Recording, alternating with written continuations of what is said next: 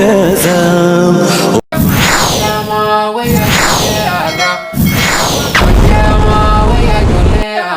dhufee jiragaa guyyaan hawwiin eegaa turtan gammachiisaa namuu dhagayaa wal dhageessisa. Salaamu alaykum wa rahmatullahi wa barakatuhu. Kabajamtootaa fi jaalatamtoota ustaazanii fi akkasumas barattoota onlaayinaa hundi keessanuu salaamni keenya kan kabajaa fi jaalalaa bakka isin jirtanitti xiyyaara shabakaa jedhamu yaabbachuudhaan lagaa gaara qaxxaamuruudhaan imoo zuum waatsaappii tiktok feesbuuk keessa qaxxaamuruudhaan bakka isin jirtanitti gurra keessan isinii haa bu'u isiniin jechaa utuu gammachiisaa qabannee dhiyaannee jirra. Oduun gammachiisaa san maali mee isin?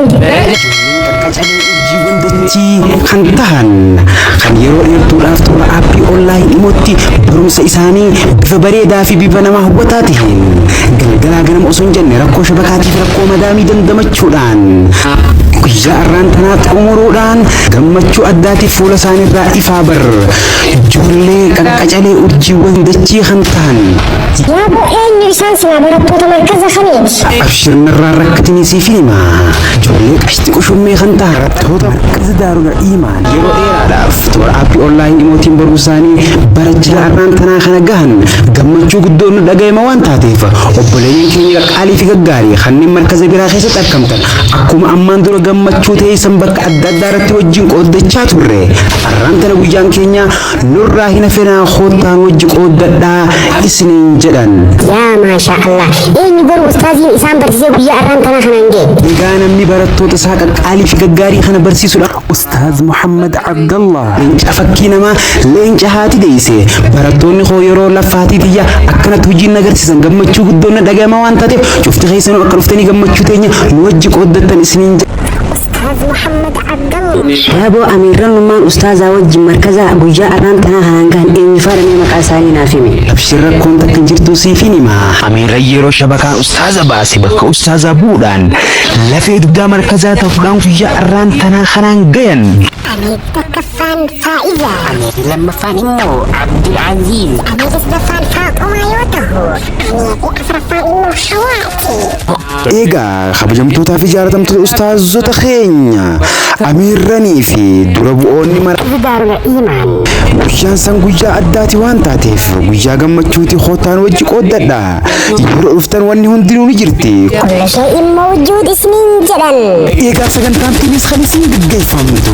Waarii takkaa guyyaa 16 bara 2025 kan isa oollee galgala. Akka Itoophiyaatti galgala keessaa sa'aatii 2:30 irratti kan eegaltu yoo ta'u. Akka Saudi Arabiyaatti immoo galgala keessaa sa'aatii 8:30 irratti kan eegaltu yoo ta'u. Akka Dubaayitti immoo galgala keessaa sa'aatii 9:30 irratti kan isin eegaltu.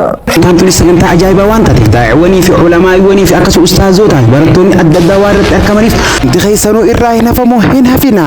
Wal argaan teenya markaza daarul iimaan. Markaza daarul iimaan. Markaza daarul iimaan. Markaza daarul iimaan.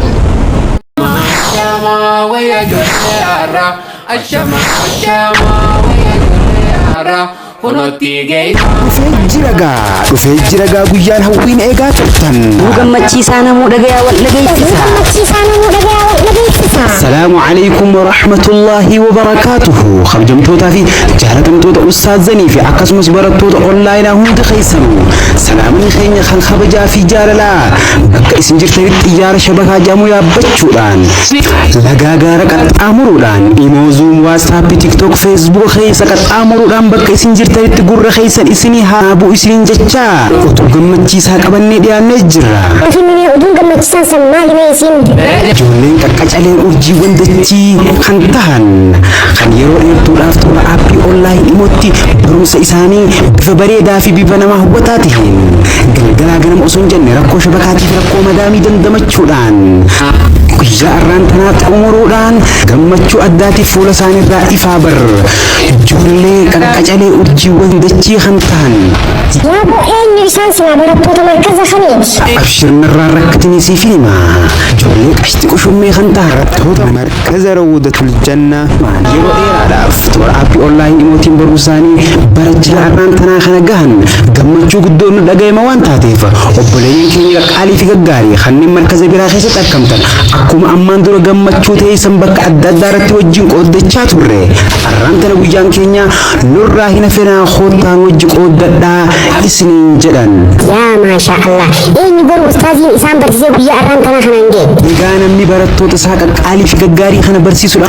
Ustaaz Abdallah leenca fakkii namaa leenca haati deeyse barattoonni koo yeroo laffaatii tiyya akkanatti hojiin agarsiisan gammachuu guddoon dhaga'ama waan taateef cufti keessanuu akka dhuftanii gammachuu teenya nu wajji qooddattan isiniin jedha. Ustaaz Abdallah. Aboo amiirrannummaan ustaazaa wajjin markaza guyyaa arraan tanaa kanaan gahan eenyu faadhamee maqaa isaanii naaf hime. Abshir rakkoon takka hin jirtu siifin hima.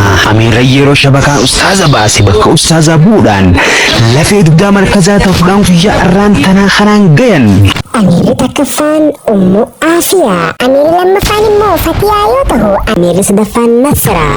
Amiirri afuraffaan immoo Ikraami. Akkasumas sagantaa gaggeessitoonni Ustaaz Asad Ismaa'ilii fi akkasumas Ustaaz Abu Imraan. eegaa kabajamtootaa fi jaalatamtoota ustaazota keenya amiirranii fi dura bu'oonni Markaza Rawdatul Janna. guyyaan san guyyaa addaati waan taateef guyyaa gammachuuti khottaan wajji qooddadha.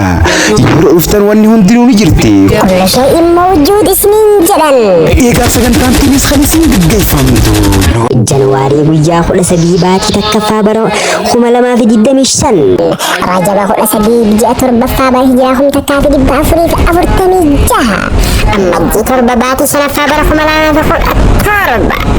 Wiixata yookaan isniina oollee galgala akka Itoophiyaatti galgala keessaa sa'aatii 2 yoo ta'u. Akka Suudi Arabiyaatti immoo galgala keessaa sa'aatii 8 irratti kan eegaltu yoo ta'u, akka Duwaayitti immoo galgala keessaa sa'aatii 9 irratti eegalti.